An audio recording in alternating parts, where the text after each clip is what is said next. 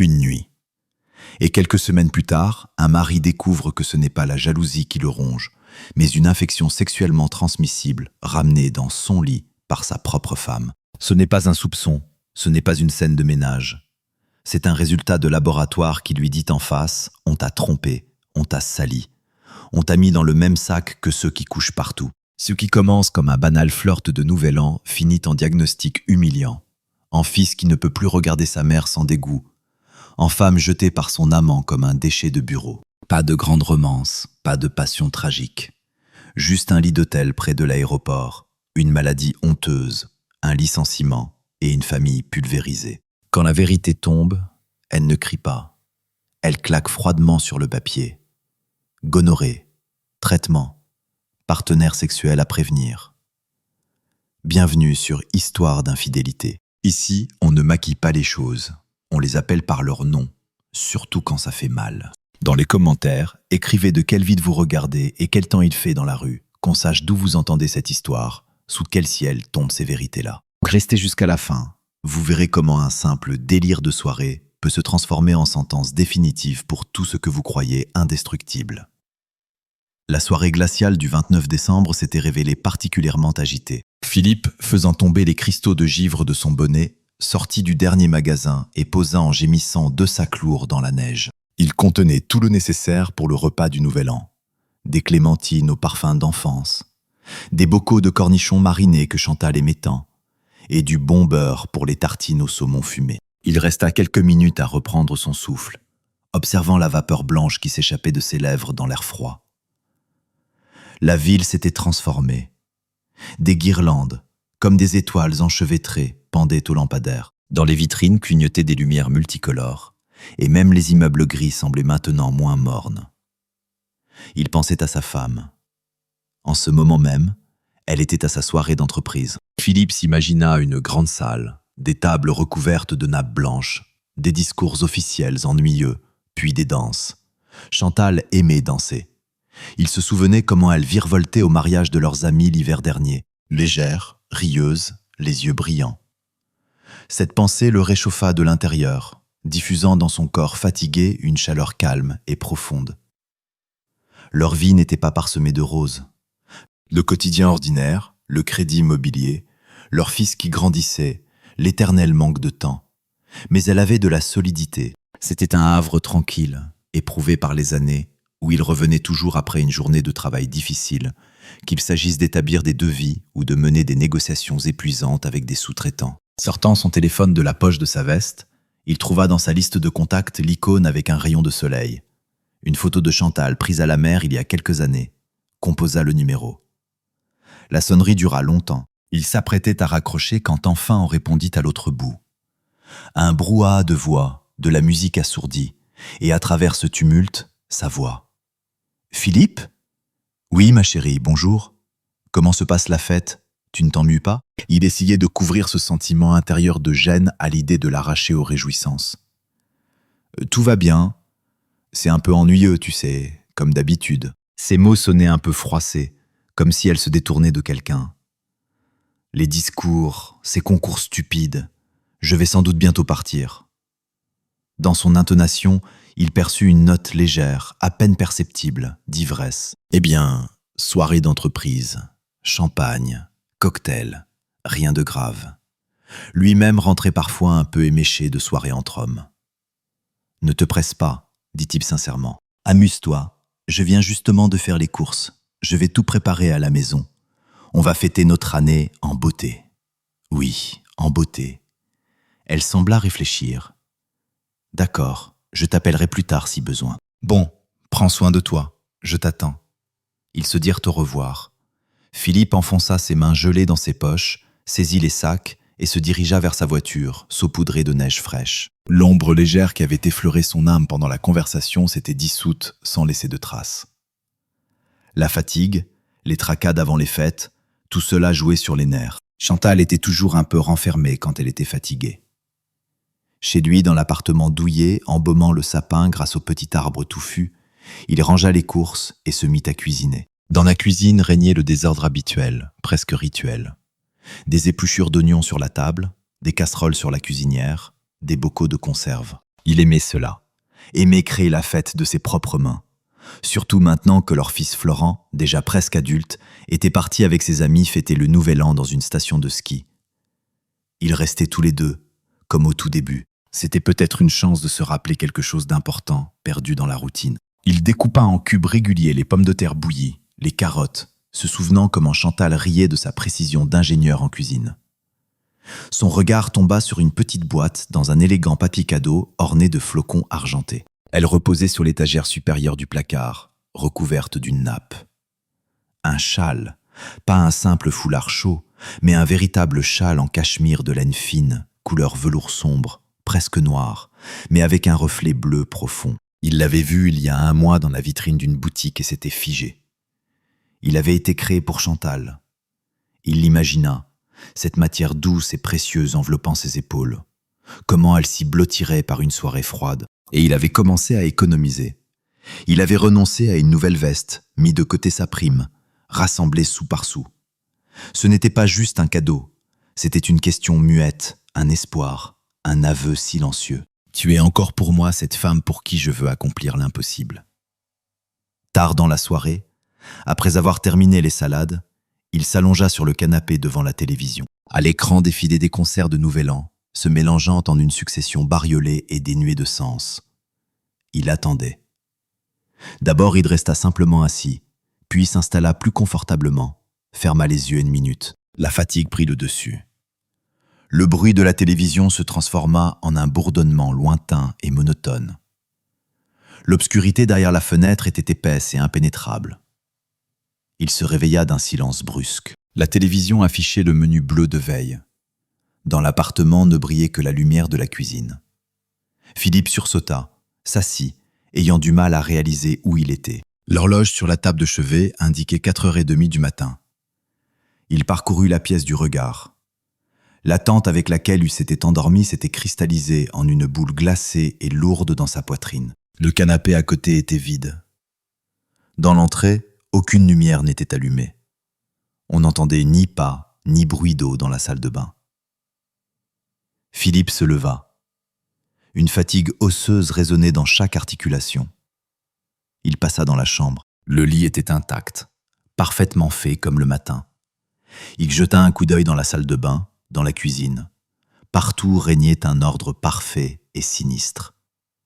Retournant au salon, il s'affaissa sur le canapé. Son regard tomba de nouveau sur la boîte cadeau. Il l'avait apportée ici le soir, pour l'offrir dès le retour de Chantal.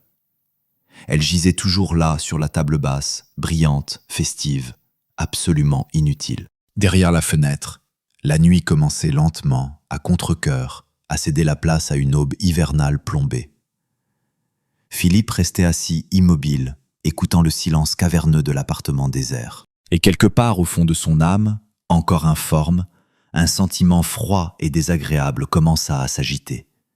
Le sentiment que quelque chose d'important, de fragile et d'irremplaçable venait de se briser, sans même avoir eu le temps de tomber. La clé tourna dans la serrure exactement à 7h20.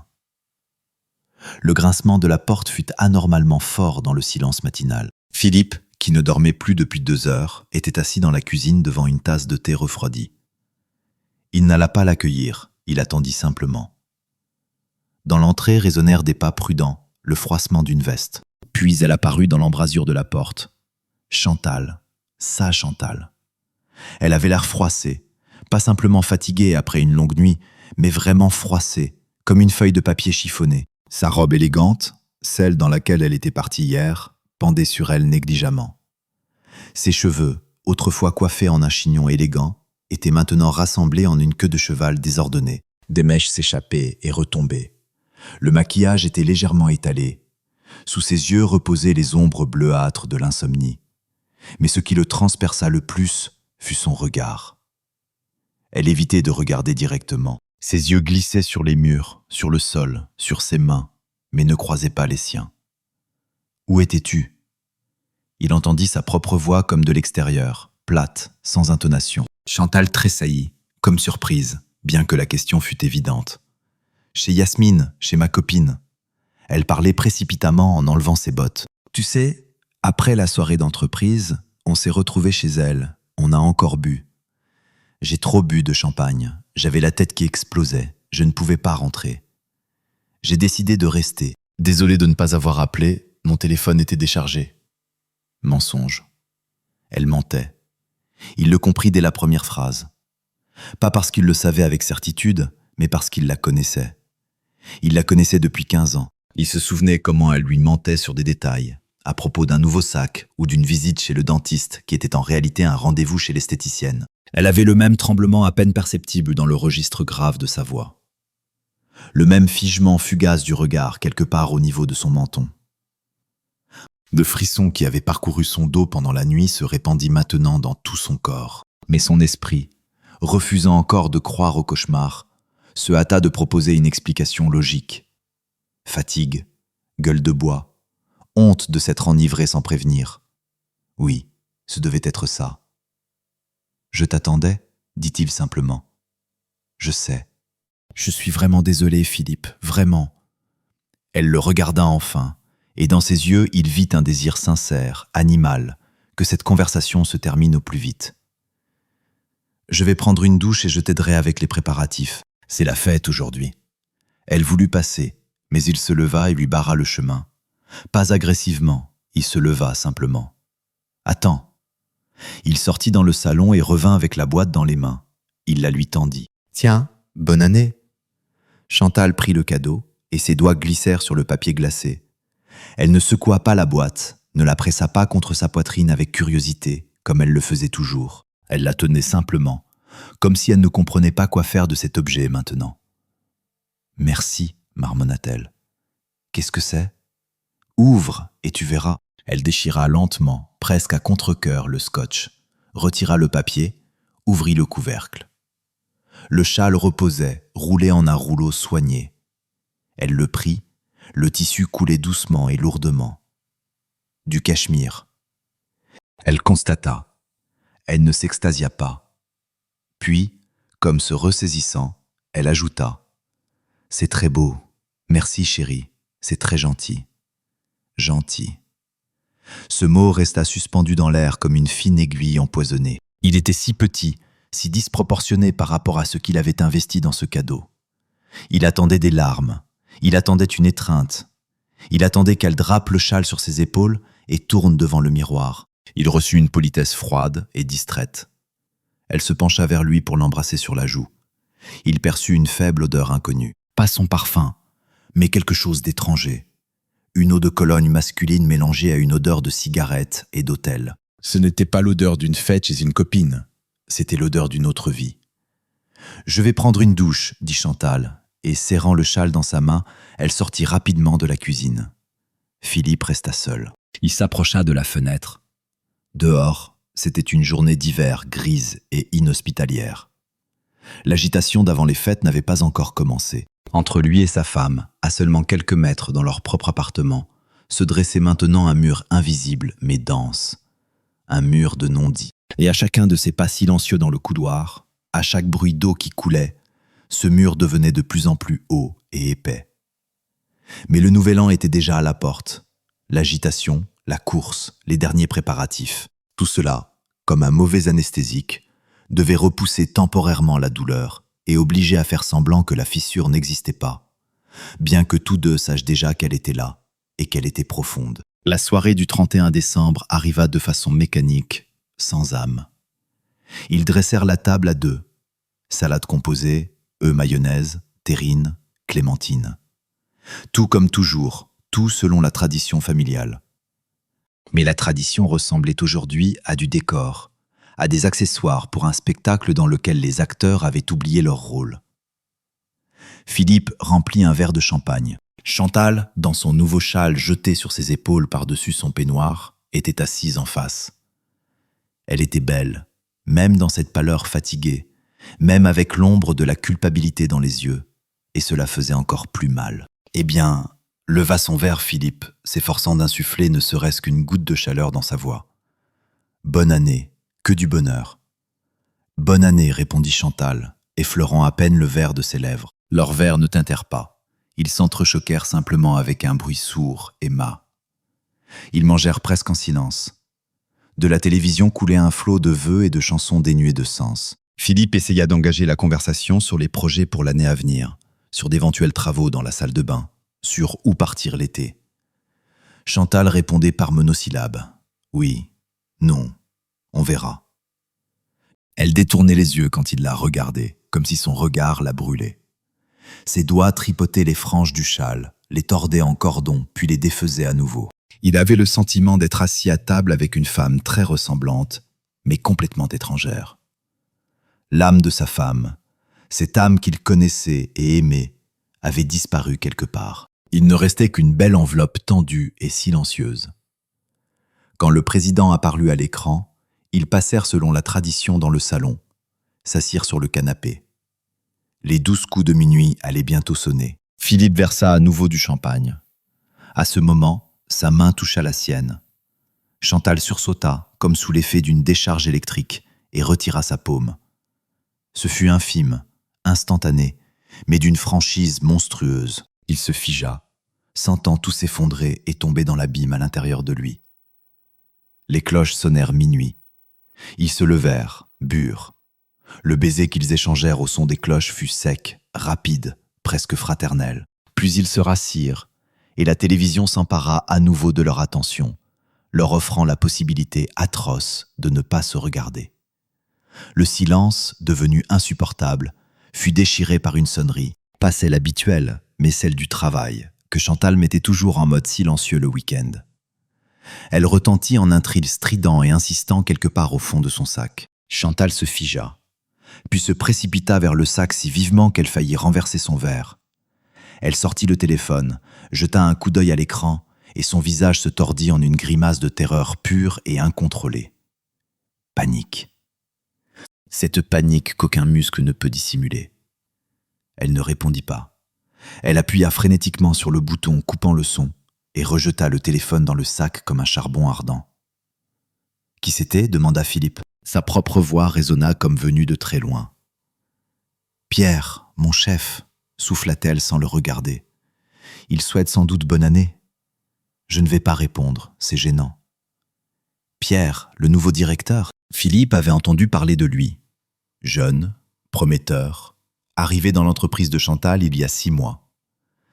Oui, mais il aime tellement maintenir l'esprit d'équipe, marmonnait-elle, et ses joues se couvraient d'une rougeur malsaine et violacée. À 3 heures du matin, s'enquit doucement Philippe. Philippe, ne commence pas, s'enflamma-t-elle soudain avec brusquerie. J'ai dit, c'est gênant. Il fait sans doute la fête lui aussi. Il appelle tout le monde. Mais c'était elle qui avait commencé. Sa réaction n'était pas celle face à un chef importun. C'était la réaction de quelqu'un pris en flagrant délit. C'était de la peur. Philippe ne dit plus un mot. Il se renversa contre le dossier du canapé et fixa la télévision. Devant ses yeux défilaient des images vives, mais dans sa tête se construisait avec une clarté glaciale et impitoyable une autre image. Soirée d'entreprise, ivre, pas rentrée de la nuit, odeur étrangère, distraction, panique à l'appel, le nom de Pierre sur l'écran. Les soupçons jusqu'alors vagues comme le brouillard commencèrent à se cristalliser. Ils n'avaient pas encore acquis une forme précise et monstrueuse, mais ils avaient cessé d'être simplement la paranoïa d'un mari fatigué. Ils avaient pris du poids, ils étaient devenus une réalité qu'il fallait maintenant soit confirmer, soit réfuter. Et le cœur de Philippe, son cœur fidèle et confiant, connaissait déjà la réponse. Il refusait simplement d'y croire. Pour l'instant, il refusait. La fête continua. Fausse, vide, infiniment longue. Janvier arriva en une bande grise interminable. Les fêtes s'étaient terminées. Les guirlandes s'étaient éteintes. Les sapins jetés gisaient tristement près des poubelles. Florent était revenu de la station de ski bronzé, plein d'impressions, et son énergie avait brièvement secoué l'atmosphère confinée de l'appartement. Mais quand leur fils repartit à la résidence universitaire, le silence revint, devenant encore plus épais, encore plus lourd. Philippe et Chantal existaient dans des réalités parallèles. Ils parlaient de détails quotidiens, acheter du sel. La facture d'électricité est arrivée. Florent a appelé. La nuit, ils étaient allongés côte à côte dans le même lit, séparés par un gouffre d'1 demi-mètre qui semblait plus large que l'océan Atlantique. Il ne la touchait pas. Elle ne se tendait pas vers lui. Parfois, la nuit, il se réveillait et l'entendait pleurer doucement, le visage enfoui dans l'oreiller. Mais il ne demandait rien, ne la prenait pas dans ses bras. Son âme, pas encore remise du premier choc, se préparait déjà au second. Il était devenu observateur dans sa propre maison. Il remarquait qu'elle s'attardait plus souvent au travail, qu'elle sursautait au son des SMS, que son nouveau téléphone, acheté soi-disant en promotion, était toujours à portée de main et toujours retourné écran contre table. Mais le véritable coup ne vint pas de la jalousie, mais de là où il s'y attendait le moins. Au début, ce n'était qu'une légère irritation à peine perceptible, une démangeaison. Philippe l'attribua à une allergie, à des sous-vêtements synthétiques, au stress. Le stress était colossal, mais les symptômes ne passaient pas. Ils ne faisaient qu'augmenter peu à peu, se transformant en un inconfort constant, humiliant, empoisonnant la vie. Une nuit, alors que Chantal dormait déjà, il prit l'ordinateur portable et dans l'obscurité couvrant l'écran de sa paume, commença à chercher des informations. Des termes médicaux secs apparaissaient à l'écran. Description des symptômes, causes possibles. Son cœur se mit à battre plus vite. Ses tempes se mirent à cogner. Il fermait les onglets, puis les rouvrait, relisant les lignes, espérant trouver une autre explication, moins effrayante, plus simple. Mais plus il lisait, plus la pierre dans sa poitrine devenait lourde. Il y avait une explication évidente et directe. Une seule. Le lendemain matin, il appela le centre médical municipal. Le rendez-vous avec le spécialiste était dans 2 semaines. 2 semaines d'attente, 2 semaines d'enfer de soupçons et d'horreur grandissante. Il devint encore plus renfermé, silencieux. Chantal, absorbée par son propre sentiment de culpabilité, semblait ne pas remarquer son état, ou elle faisait semblant de ne pas remarquer.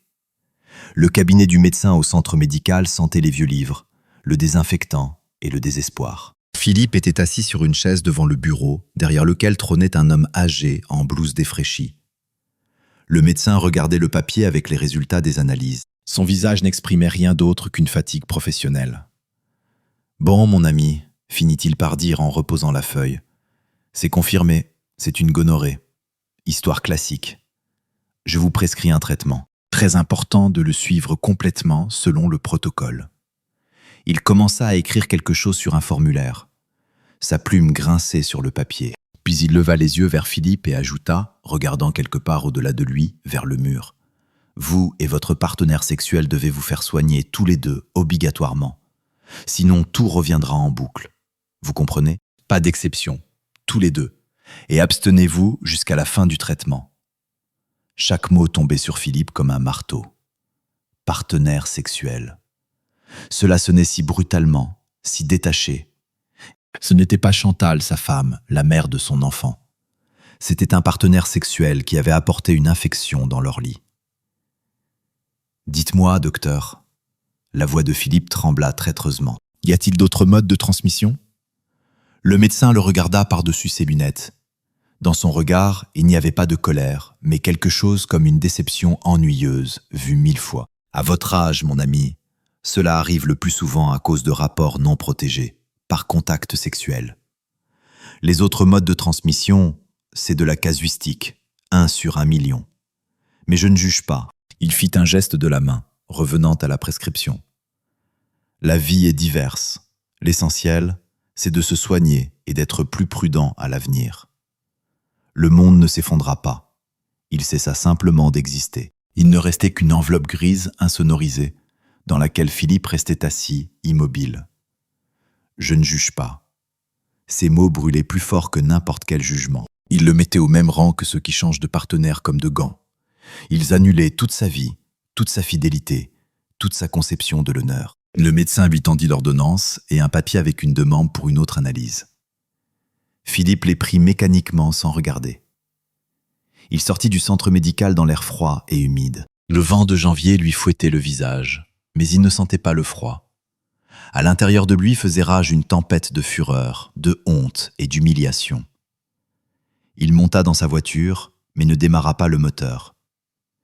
Il resta simplement assis, fixant le mur blanc de l'immeuble voisin. Il avait toujours été fidèle, même dans les moments les plus difficiles, même quand une ligne froide s'était dessinée entre eux, même quand des tentations se profilaient à l'horizon, il avait été fidèle. Son principe était simple. Si tu aimes, si tu as donné ta parole, si tu as fondé une famille, alors porte cette croix jusqu'au bout, ou pars honnêtement, puis fais ce que tu veux. Et voilà qu'il était maintenant assis là, avec un papier sur lequel figurait le diagnostic d'une maladie honteuse et sale. Une maladie que sa femme avait apportée dans leur maison. Son cadeau de Nouvel An, la fidélité, l'amour, le châle pour lequel il avait économisé, s'était transformé en ceci, une enveloppe du centre médical avec un mot court et meurtrier. Il se rappela la panique dans ses yeux lors de l'appel de Pierre. Il se rappela l'odeur étrangère. Il se rappela ses larmes nocturnes. Tous les morceaux du puzzle qu'il avait eu si peur d'assembler se mirent maintenant d'eux-mêmes à leur place, formant une image nette et répugnante. La trahison n'était pas simplement sa paranoïa, elle était un fait, tangible, putride, pathogène. La rage, soudaine et dévastatrice, s'éleva des profondeurs de son être. Il frappa le volant du poing, une fois, 2 fois. Le son sourd des coups résonnait dans l'habitacle. Puis la rage reflua, laissant derrière elle un vide glacé et absolu. Un vide dans lequel il n'y avait ni amour, ni espoir, ni même de douleur. Il n'y avait que la connaissance et la décision. Il démarra la voiture et rentra chez lui. Ni au travail, ni ailleurs. Chez lui, là où l'attendait sa partenaire sexuelle. Il était temps de parler, temps de présenter la facture. La clé de l'appartement tournait difficilement dans la serrure, comme si même le métal résistait à son retour. Philippe entra dans le vestibule. Le silence. Chantal n'était pas encore rentrée du travail. Il passa dans le salon, enleva sa veste, mais ne la suspendit pas, la jeta sur une chaise. Il s'assit à la table de la cuisine, posa devant lui l'enveloppe du centre médical. La posa simplement. Blanche, implacable, témoin inexorable. Il n'alluma pas la lumière. Le crépuscule emplissait lentement la pièce, colorant les contours familiers des meubles de ton gris-bleu sinistre. Il attendait. Dans ce silence, son esprit, ayant surmonté le choc initial, commença son dur labeur. Il se mit à passer en revue leur vie commune comme un chapelet. Seulement, sur chaque grain, ce n'était pas une prière, mais un souvenir. La première rencontre à l'anniversaire d'un ami commun. Son rire, qui lui avait alors semblé le son le plus pur au monde. La première nuit maladroite et magnifique. Le mariage à la mairie, modeste mais heureux. L'achat de cet appartement même, quand il dormait sur un matelas par terre, mais était plein de projets. La naissance de Florent. Il se souvenait de son visage, mouillé de larmes et de sueur, quand on m'avait posé sur sa poitrine ce petit paquet hurlant, leur fils. Il se souvenait comme elle avait peur de ne pas y arriver, et comment lui porte Florent dans ses bras la nuit pour qu'elle puisse dormir. Il se souvenait des difficultés, de sa tentative ratée de créer sa propre entreprise qui s'était soldée par des dettes, de sa dépression postpartum à elle, quand elle ne se levait pas du canapé pendant des semaines, de la mort de son père à elle, de la maladie de sa propre mère. Ils avaient traversé tout cela, main dans la main, se disputant parfois, pleurant parfois, demandant silencieusement pardon dans l'obscurité. Mais ils avaient traversé. Ils pensaient que leur lien était forgé dans l'acier de ces épreuves, qu'il était impossible à rompre. Et voilà que maintenant il était assis dans l'obscurité, et devant lui ne gisait pas simplement un diagnostic médical, gisait la preuve que tout cela, ces années, ces difficultés, ces joies, la naissance de leur enfant, tout cela avait à un moment donné pesé moins lourd pour elle que l'attention d'un nouveau chef, moins que quelques coupes de champagne à une soirée d'entreprise, moins qu'un flirt vulgaire et beau marché qui s'était terminé dans le lit d'un autre homme. L'humiliation était la chose la plus terrible. Il ne se sentait pas simplement trahi, il se sentait déshonoré, ridiculisé. Cette maladie était un sceau, une marque sur sa dignité masculine. Il n'était pas simplement devenu un cocu au sens classique. Il était devenu contaminé, victime innocente sur un dossier médical, mais aux yeux de n'importe quel étranger, participant tout autant de cette action sordide. Partenaire sexuel. La phrase du médecin bourdonnait dans ses oreilles comme une mouche obsédante. Quelque part à l'intérieur, une pitié pour elle s'agita, pour celle qui sanglotait la nuit. Peut-être regrettait-elle vraiment. Peut-être était-ce un seul et unique dérapage fatal qu'elle regrettait maintenant amèrement. Mais aussitôt après, une nouvelle vague de rage se levait. Non, on ne pouvait pas avoir pitié, parce qu'elle n'était pas venue vers lui le lendemain matin avec des aveux, ne s'était pas jetée à ses pieds, n'avait pas tout pleuré. Elle était venue avec un mensonge sur les lèvres. Elle avait regardé le châle offert avec une indifférence distraite. Elle avait observé en silence comment il se torturait de soupçons, comment il s'enterrait vivant. Elle lui avait permis d'aller jusqu'au centre médical, de subir ses analyses humiliantes, d'endurer les regards en coin du médecin. Elle lui avait permis de creuser lui-même jusqu'à la vérité. Ce n'était pas simplement une trahison, c'était une trahison cruelle et calculée, étalée dans le temps. Il entendit le grincement de l'ascenseur, puis des pas dans le couloir, une clé dans la serrure. Il ne bougea pas. Son cœur se mit à battre fort, mais pas d'émotion, mais d'une résolution froide et concentrée. La question qu'il allait poser était déjà prête. Elle gisait dans son âme comme une lame affûtée. Il l'attendait. Attendait de crever l'abcès qui depuis plusieurs semaines suintait du pu, empoisonnant tout autour. Quelle que soit l'amertume de la vérité, aujourd'hui elle sortirait au grand jour. Tout le poison devait être versé jusqu'à la dernière goutte. La porte s'ouvrit. Dans le vestibule jaillit la lumière de la cage d'escalier, puis s'éteignit aussitôt. On entendit des bruits familiers, le tintement du cintre, le froissement d'un sac. « Philippe, tu es là ?» La voix de Chantal était fatiguée, ordinaire. Il ne répondit pas. Il continua à rester assis dans l'obscurité de la cuisine, face à l'entrée. Elle passa dans la pièce, y alluma la lumière, puis revint, tendit la main vers l'interrupteur de la cuisine. « Non, dit-il doucement, mais de telle façon que sa main se figea dans l'air. Elle sursauta et scruta la pénombre, aperçut sa silhouette près de la table. « Pourquoi tu es assis dans le noir ? Il s'est passé quelque chose ?» Il tendit lentement la main et fit glisser sur la table vers le bord, dans la bande de lumière venant du salon, l'enveloppe blanche. Elle glissa et tomba par terre à ses pieds. « Ramasse-la » prononça Philippe. Chantal se pencha, ramassa l'enveloppe. Elle distingua le tampon du centre médical. Son visage dans la pénombre devint un masque d'incompréhension mêlé d'inquiétude. Elle sortit le papier, s'approcha de la lumière venant du salon et commença à lire. Philippe observait. Il voyait comment la compréhension se répandait lentement, comme un poison, sur son visage. D'abord, un regard simplement incompréhensif sur les lettres latines du diagnostic, puis une pâleur instantanée. Sa peau devint transparente comme du papier. Ses lèvres bougèrent sans bruit. Puis ses mains se mirent à trembler. Le papier se mit à frémir comme une feuille d'automne. Elle leva les yeux vers lui. Il y avait dedans une terreur panique sauvage. Une terreur qu'on ne peut confondre avec rien d'autre. « Philippe, c'est quoi ?» Elle essaya de faire semblant de ne pas comprendre, mais sa voix se brisa sur la note la plus haute, trahissant tout. « Lis le diagnostic à voix haute, dit-il de cette même voix égale et morte. C'est une erreur. » Elle tendit la main vers lui, mais il recula, et sa main resta suspendue dans l'air. Une erreur. Il se leva enfin de sa chaise. Son ombre, immense et noire, la recouvrit.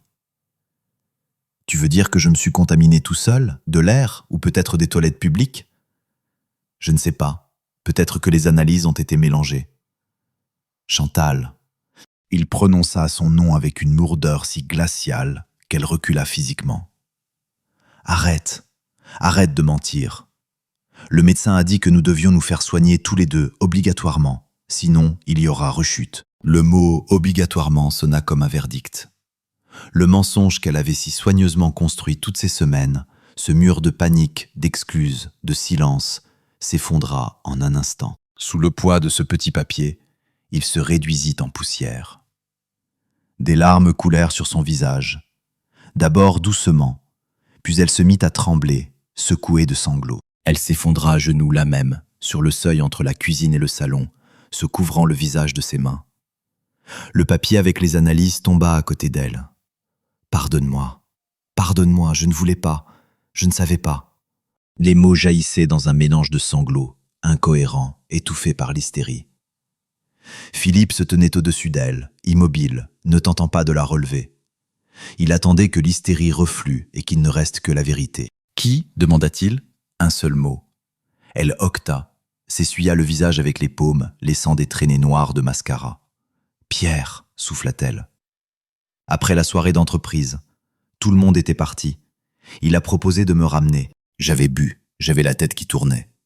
Il a dit qu'il passerait au bureau chercher des documents, puis qu'il me ramènerait. mais il m'a emmené à l'hôtel. Elle parlait par bribes, hors d'haleine. Le tableau se dessinait, vulgaire, banal, comme dans une série télévisée bon marché. Soirée d'entreprise, alcool, raccompagné, hôtel. Et sa voix à lui était impitoyable. Je ne me souviens pas de tout, j'étais ivre. C'était une fois, Philippe, je le jure, une seule fois.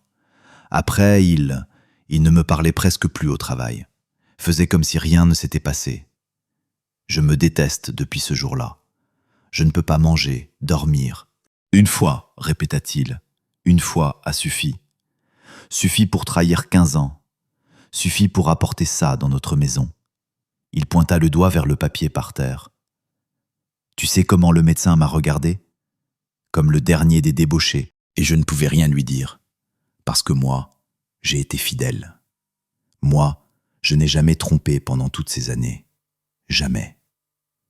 Ses sanglots devinrent encore plus forts, se transformant en hurlements. Elle se roulait par terre dans le désespoir, dans lequel se mêlait une douleur sincère, la terreur de l'avenir et la honte.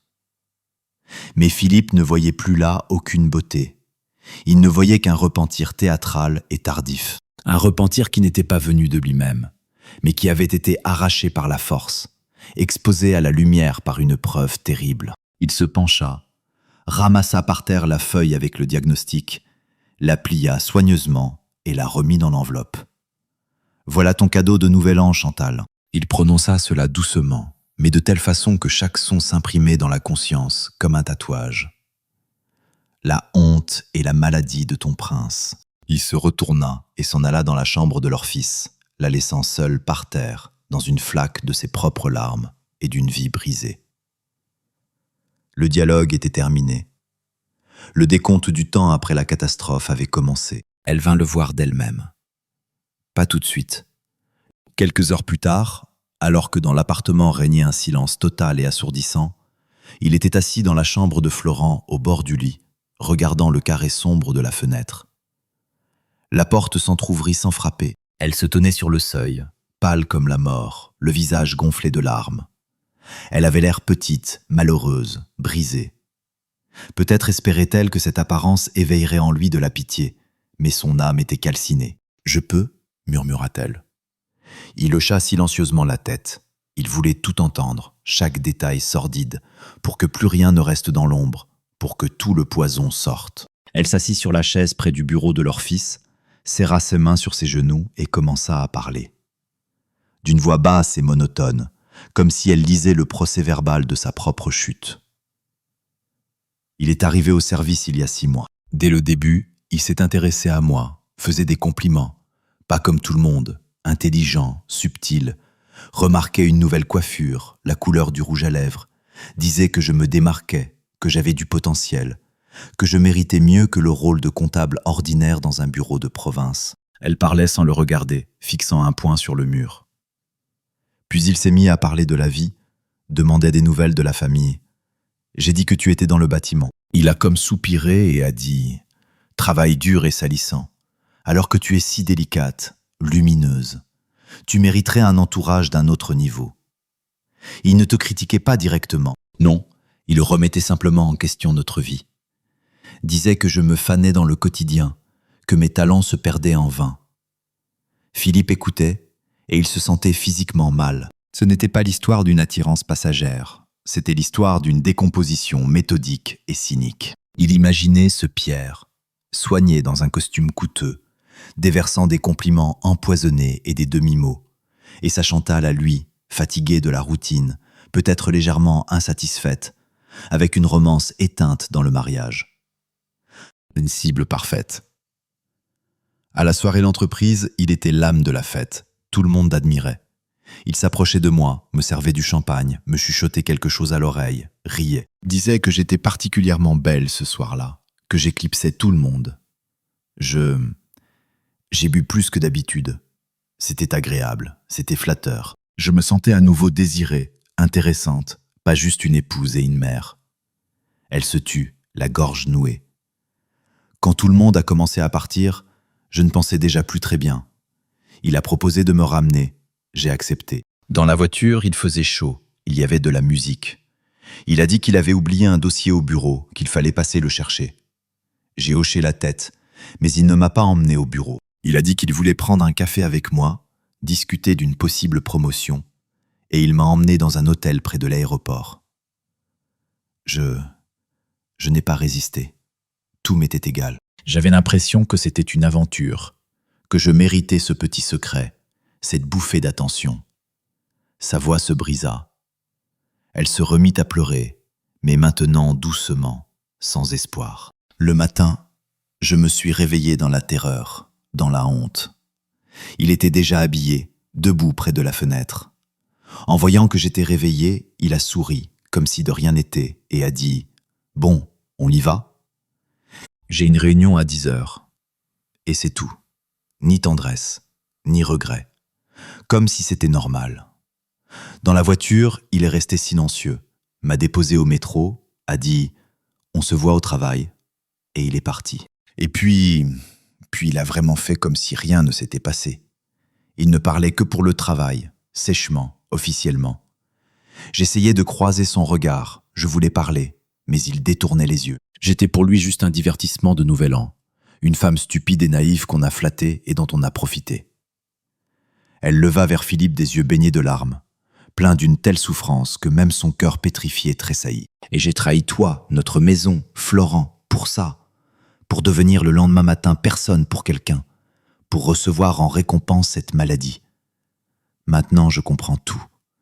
Il jouait avec moi, et moi, j'ai laissé faire. Dans ses paroles résonna une prise de conscience finale et irrévocable. Elle n'avait pas simplement commis une erreur. Elle avait permis qu'on détruise sa vie, avait permis qu'on lui injecte dans l'âme un mensonge bon marché, avait permis qu'on la transforme en jouet. Et la conscience de sa propre insignifiance, mêlée à l'ampleur de la trahison, l'achevait plus définitivement que n'importe laquelle de ses paroles à lui. Philippe écoutait et pensait à quel point toute cette histoire était finement et bassement construite. On ne l'avait pas simplement trompé. Sa vie, sa dignité avaient été piétinées pour satisfaire la vanité débauchée et ennuyée de quelqu'un. Et sa propre femme était devenue complice de ce crime contre eux-mêmes. Il ne dit rien, se leva simplement et sortit de la pièce. Il n'avait rien à ajouter. Toute l'histoire avait été racontée, et elle était 1000 fois pire qu'il n'aurait pu l'imaginer. Ce n'était pas un élan de passion, c'était un empoisonnement lent, qui s'était terminé par une chute rapide et sale. Et l'accord final, la maladie honteuse, était l'aboutissement logique, presque symbolique, de toute cette farce cynique. La colère vint plus tard, quand le choc de ce qu'il avait entendu passa, et qu'à sa place se déversa la lave d'une douleur insupportable et bouillonnante. Cela arriva le lendemain. Chantal, recroquevillée, grise, essayait de se comporter comme d'habitude, mit la bouilloire, prépara le petit déjeuner. Cette apparence de normalité, cette tentative de se réinsérer dans un monde détruit, fut la goutte d'eau qui fit déborder le vase. Il entra dans la cuisine.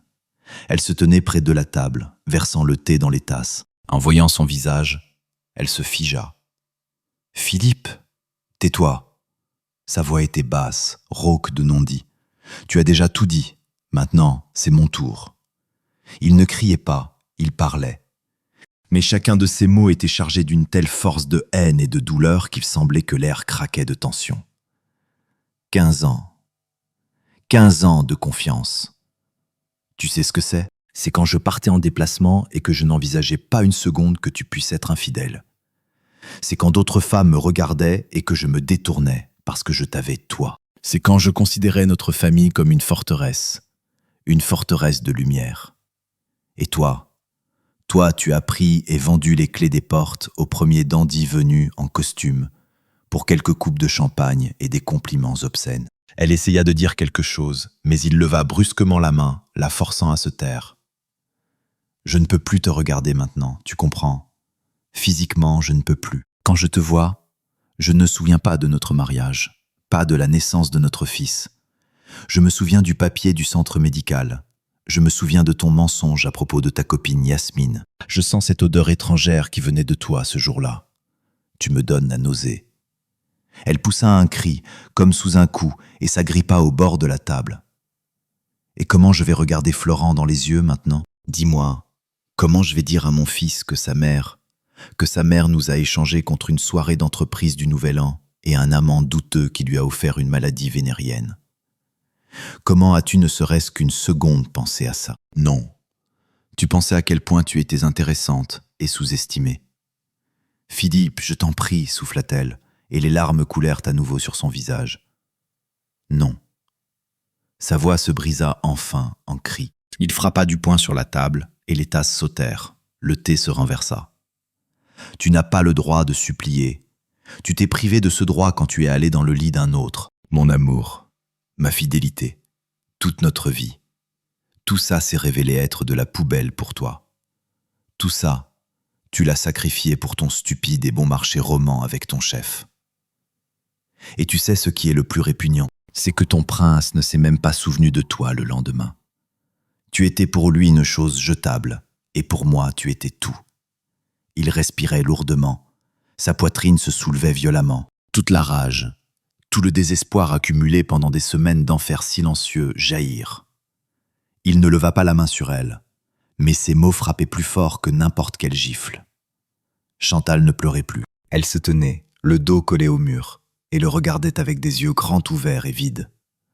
Il n'y avait plus en eux ni excuse, ni espoir.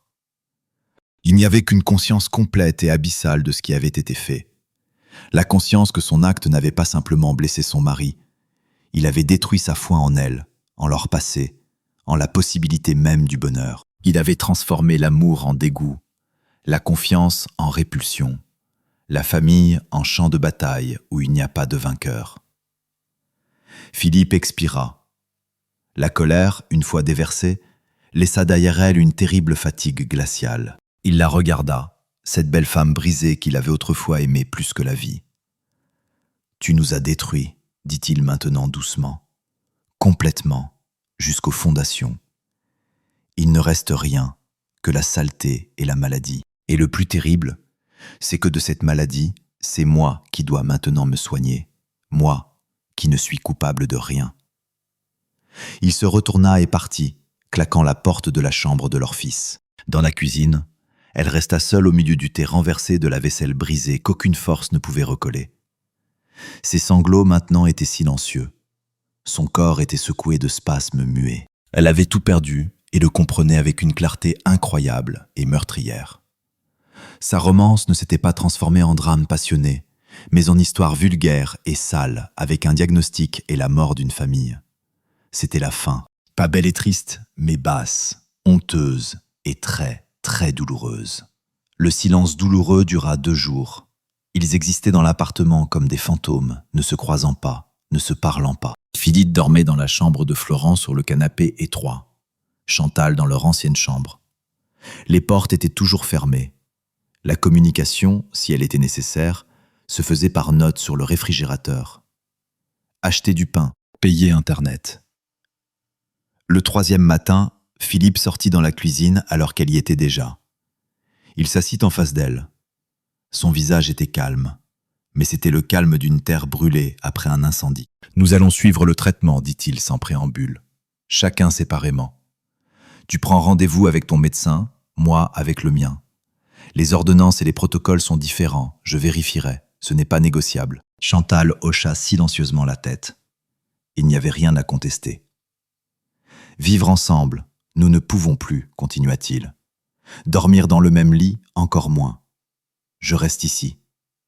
Tu peux vivre ici aussi, mais ce ne sera pas une famille. Ce sera une colocation pour ex-conjoints. » Dans ses yeux à elle passa une étincelle d'espoir. Ex, donc tout n'est peut-être pas perdu. Il lut sa pensée et l'acheva aussitôt. Pour Florent, nous n'annoncerons pas le divorce tout de suite. Il doit finir ses études, passer sa session. Je ne veux pas lui briser la vie définitivement maintenant. Mais notre mariage est terminé. Juridiquement plus tard, factuellement maintenant, à cette minute. Tu n'es plus ma femme. Je ne suis plus ton mari. Nous sommes 2 personnes que lient un fils commun et une maladie commune, et rien de plus. L'espoir dans ses yeux s'éteignit, cédant la place à une soumission morne et sans joie. « Philippe, et si ?»« Non, pas de si, trancha-t-il. Tu as brisé le verre. On peut le recoller, mais les fissures resteront pour toujours. Et ça, Il fit un geste dans l'espace entre eux. Ce n'est pas une fissure, c'est un gouffre. Et au-dessus, il n'y a pas de pont. On ne peut pas le franchir. Il se leva pour partir. « Je comprends tout, dit-elle doucement. Je l'ai mérité. » Il s'arrêta à la porte sans se retourner. « Oui, tu l'as mérité. » Et il partit, la laissant seule. Chantal resta assise à la table de la cuisine. Son regard tomba sur le dossier de la chaise où reposait ce châle en cachemire. Elle le prit, le pressa contre son visage. Le tissu était incroyablement doux, précieux, délicat.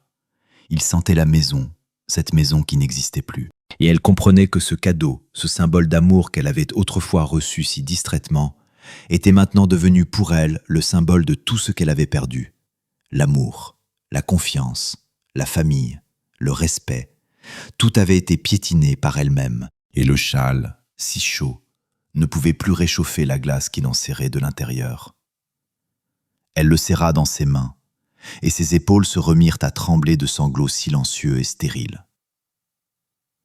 Florent arriva le week-end suivant. Il débarqua dans l'appartement, comme d'habitude, avec le fracas de son sac à dos et un retentissant « Salut les vieux !» et sentit immédiatement que quelque chose clochait. L'atmosphère dans la maison n'était pas simplement tendue, elle était glaciale, vibrante, comme l'air avant un orage qui ne se déchaîne jamais. Sa mère l'accueillit avec un sourire forcé, commença trop fébrilement à poser des questions sur les études, les amis. Son père répondit depuis sa chambre par un bref salut « Fiston !» et ne sortit pas. Sur la table ne flottaient pas les odeurs de tarte, comme d'habitude lors de ses visites. Maman cuisinait quelque chose, mais le faisait mécaniquement, comme pour remplir une obligation. Le soir, après le dîner qui s'était déroulé dans un silence pénible, interrompu par de vaines tentatives de conversation mondaine, Philippe dit « Florent, viens me voir, il faut qu'on parle. » Le fils lança un regard inquiet à sa mère. Celle-ci, ayant pâli, se plongea dans son assiette et hocha la tête. « Vas-y. » Philippe ferma la porte de la chambre. Il se tenait près de la fenêtre, et Florent s'assit sur le canapé où dormait maintenant son père. « Papa, il s'est passé quelque chose ? Vous vous êtes encore disputé avec maman ?»« Non, mon fils, » dit Philippe en regardant l'obscurité derrière la fenêtre. « On ne s'est pas disputé. Il s'est passé quelque chose de plus grave. » Il se tourna vers son fils. Son visage était sévère, mais dans ses yeux se tenait une telle douleur que le jeune homme de 20 ans, qui se considérait déjà adulte, se sentit petit, comme un gamin effrayé. « Tu es adulte, et j'ai toujours été honnête avec toi. Alors maintenant je vais te dire la vérité, aussi amère soit-elle. » Philippe inspira profondément. Raconter à son enfant que sa mère avait trompé, c'était peut-être plus dur que d'apprendre soi-même la trahison. C'était une trahison du fils envers sa mère. Mais se taire, il ne le pouvait pas. Le mensonge aurait été une trahison encore plus grande envers son fils et envers leur confiance masculine. « Maman m'a trompé. Elle a eu un autre homme. » Florent se figea. Son visage devint de pierre. Seuls ses yeux s'élargirent de choc. « Quoi ? Quand ? Qui ? » Peu importe qui, ce qui compte, c'est quoi. Et ce qui compte, c'est que ce n'était pas juste comme ça. Ça a eu des conséquences. J'ai attrapé une maladie, le genre qu'on n'attrape que par des rapports non protégés. Je me suis soigné. Elle se soigne, mais le fait reste. Philippe n'entra pas dans les détails horribles, ne parla pas du diagnostic, ne mentionna pas le nom de Pierre, mais le tableau était clair même sans cela. La conscience juvénile de Florent, où le monde se divisait en noir et blanc, se convulsa de dégoût. « Tu veux dire que maman, qu'elle t'a contaminé à cause d'un... » Il ne trouva pas les mots. Son visage se tordit en une grimace de répulsion et de rage. « Doucement, dit sévèrement Philippe. Ose parler comme ça. C'est ta mère. Elle t'a mis au monde, t'a nourri, t'a élevé. Elle a commis une erreur monstrueuse, impardonnable. Mais c'est ta mère. Ça, tu dois t'en souvenir toujours. » « Comment je peux m'en souvenir ?» explosa Florent en bondissant du canapé. « Elle a détruit notre famille. Elle t'a trahi. Elle nous a trahis. »« Oui, » confirma Philippe calmement, mais fermement. « Elle a trahi, et la famille est détruite. Elle et moi ne sommes plus mari et femme. Nous divorçons, mais pas maintenant. Maintenant, tu dois finir tes études, te mettre debout. Je ne veux pas que nos problèmes retombent sur toi. Alors pour l'instant, tout restera comme c'est en apparence. Mais à l'intérieur, tout est fini. Florent se rassit sur le canapé, se prenant la tête entre les mains. Il était bouleversé, dans l'incompréhension. Son monde, si solide et sûr, où il y avait papa le héros et maman la belle, s'était effondré en un instant. Et il s'était effondré non pas à cause d'une catastrophe extérieure, mais à cause de l'acte de la personne la plus proche. « Je ne veux pas la voir », marmonna-t-il entre ses dents. « Je ne peux pas la regarder. »« Tu la verras », dit Philippe en s'asseyant à côté de lui et posant sa lourde main sur son épaule. « Et tu dois te comporter dignement, ne pas être insolent, ne pas reprocher. Juste garder tes distances. Elle comprend tout elle-même. C'est dur, mon fils, pour nous tous. Mais tu dois passer à travers ça, en homme, sans hystérie, sans scène. Notre tâche maintenant, c'est de te préserver, de te donner la possibilité de continuer à vivre. Et avec son erreur, elle se débrouillera elle-même, tôt ou tard. » Florent resta silencieux, avalant la boue dans sa gorge. Puis il regarda son père, son visage fatigué, vieilli ces dernières semaines, les cheveux gris aux tempes qui n'étaient pas là avant. Et dans son âme, la colère contre sa mère se mêla à une pitié brûlante et au respect pour son père. Pour cet homme silencieux et fort, qui même dans une telle situation ne pensait pas à la vengeance, mais à lui, à son fils. « Pardon, papa, » murmura-t-il. « Je suis tellement désolé. »« Moi aussi, fiston. » La voix de Philippe trembla pour la première fois de toute cette conversation. « Moi aussi, je suis vraiment désolé. » Ils restèrent assis tous les deux dans l'obscurité, et Florent pleurait doucement, à la manière des hommes, le visage enfoui contre l'épaule de son père. Et Philippe lui caressait la tête, comme dans l'enfance, et pensait que cette conversation avait peut-être été l'épreuve la plus terrible de sa vie. Plus terrible que la maladie, plus terrible que la trahison. Parce qu'il voyait s'effondrer l'innocence de son enfant, parce qu'il voyait la saleté et la douleur de la vie adulte s'infiltrer dans son monde pur. Et il en voulait non seulement à Chantal, mais aussi à lui-même de ne pas avoir protégé son fils de ce coup, de ne pas avoir pu préserver ce monde fragile qu'ils avaient autrefois créé à trois. Les semaines se transformèrent en mois. L'hiver recula, dehors l'eau se mit à goûter. Les premières timides plaques de terre apparurent. La vie dans l'appartement suivait un emploi du temps établi et sans joie. Philippe et Chantal étaient deux îles solitaires dans un même espace géographique. Philippe se plongea dans le travail corps et âme. Il prenait des commandes supplémentaires, restait sur les chantiers jusqu'à tard, et quand il rentrait, s'enfermait aussitôt dans sa chambre. Le travail était devenu sa drogue, le seul moyen de ne pas penser, de ne pas ressentir. Il avait suivi le traitement, passé les analyses de contrôle, négatif. Physiquement, il était guéri. La blessure de l'âme, elle, ne se refermait pas.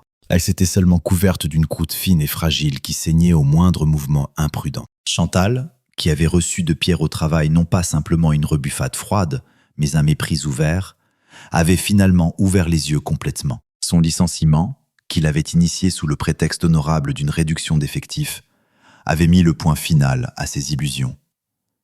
Elle n'avait été pour lui ni une erreur, ni un péché, ni même un être humain. Elle avait été un incident désagréable qu'il fallait effacer de la mémoire et du planning professionnel. Sa romance dont elle avait rêvé s'était transformée en maladie vénérienne, perte d'emploi, destruction de la famille et solitude absolue. Elle voyait comment son fils la regardait, non plus avec colère, mais avec une pitié froide et distante, comme on regarde un malade dangereux qu'il ne faut pas approcher de trop près. C'était pire que les cris et les reproches. Elle essaya d'engager la conversation avec Philippe, une fois, puis une autre. « Philippe, on peut parler ? » ?»« Non. Je comprends que je n'ai pas le droit de demander pardon, mais tu n'as aucun droit. Je voudrais réparer tout ça d'une manière ou d'une autre. » Il finit par se retourner et dans son regard, il n'y avait déjà plus ni colère, ni douleur. Seulement un vide glacial et absolu. « On ne peut rien réparer, Chantal. Tu as cassé quelque chose. On peut ramasser les morceaux, les recoller, mais ce ne sera plus jamais la même chose. Ce sera une pâle copie qui ne fera que rappeler comment elle a été brisée. Je n'en veux pas. » Elle recula, écrasée. La blessure qu'elle lui avait infligée était trop profonde. Elle avait touché le noyau même, sa foi, son honneur, sa conception de lui-même en tant qu'homme et père. Et aucune de ses larmes, aucune tentative de réparer sa faute ne pouvait plus rien changer. Le pont avait été brûlé des deux côtés, et personne ne voulait le reconstruire. Parce que même s'il avait été reconstruit, on n'aurait de toute façon plus pu le traverser. C'était trop effrayant de regarder en bas, dans l'abîme de la trahison béant sous les pieds. Elle vivait dans l'enfer de sa propre conscience. Chaque matin, elle se réveillait avec la pensée de ce qu'elle avait fait. Chaque soir, elle s'endormait avec la même pensée. Autour d'elle se trouvaient les objets de leur vie commune. Photographies, livres, ce vieux vase acheté lors de leur premier voyage ensemble. Chaque objet était devenu un reproche muet. Elle était prisonnière d'une prison qu'elle s'était construite elle-même de ses propres mains. Et la clé de cette prison avait été perdue à jamais, quelque part dans la nuit du Nouvel An, dans la chambre d'un hôtel bon marché près de l'aéroport. Le printemps s'installa véritablement. Dehors, la jeune herbe verdissait déjà de toutes parts. Sur les arbres éclataient les bourgeons collants. Le monde se renouvelait. Leur monde était définitivement mort. Un soir, après que Florent, ayant passé le week-end réglementaire dans un silence de tombe, fut reparti à la résidence universitaire, Philippe sortit dans le salon. Chantal était assise sur le canapé dans ce fameux châle et regardait par la fenêtre. Elle entendit ses pas, se retourna. Dans ses yeux, il n'y avait déjà plus d'espoir, seulement une attente fatiguée. « Je demande le divorce », dit-il sans préambule. « La semaine prochaine, l'avocat a tout préparé, sans réclamation mutuelle, partage des biens par moitié. On vendra l'appartement, on partagera l'argent. Tu pourras t'acheter quelque chose de petit ou louer. » Il parlait calmement, de façon pragmatique, comme s'il discutait les termes d'un contrat avec un entrepreneur. Chantal hocha la tête. Elle s'y attendait. Elle le souhaitait presque, pour que ce cauchemar réveillé cesse enfin. « D'accord, dit-elle doucement, je suis d'accord. » Ils ne discutèrent rien d'autre. Il n'y eut pas de scène, de partage de services de vaisselle, de dispute sur qui prendrait quoi. Il n'y avait qu'un pragmatisme froid et sans émotion. Ils ne partageaient pas des biens acquis, mais des cendres. Et dans une telle affaire, les sentiments étaient superflus. Un mois plus tard, Chantal déménagea. Sa sœur, avec qui elle n'avait jamais eu de lien très étroit, l'accueillit chez elle dans son studio d'un quartier résidentiel. Elle partait presque les mains vides, emportant seulement ses affaires personnelles, quelques vêtements et ce fameux châle. Philippe l'aida à descendre les bagages jusqu'au taxi. Il se tenait devant l'entrée de l'immeuble. Le vent printanier agitait ses cheveux. « Adieu, Philippe, » dit-elle sans le regarder. « Pardonne-moi, si tu peux, un jour. » Il hocha silencieusement la tête. Ni adieu, ni je te pardonne.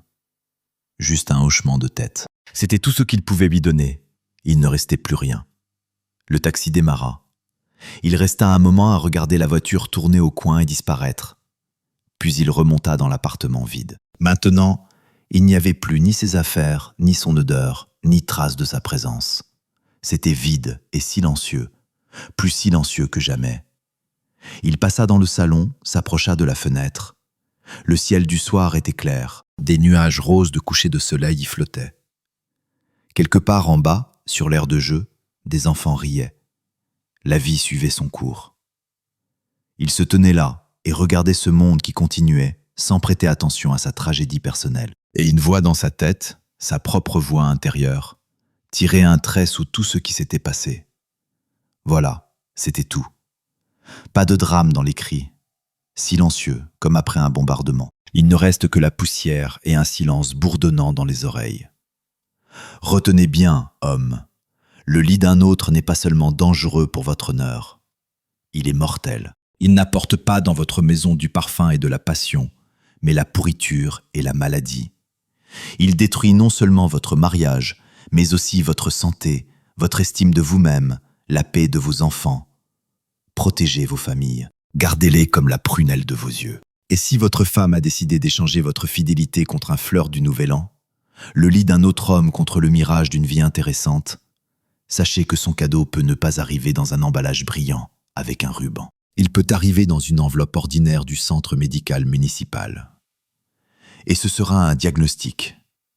Un diagnostic pas seulement pour le corps, ce sera le verdict de votre vie d'avant, de tout ce en quoi vous croyez, de ce que vous aimiez et considériez comme indestructible, et ce verdict est sans appel. Dehors, la nuit était complètement tombée.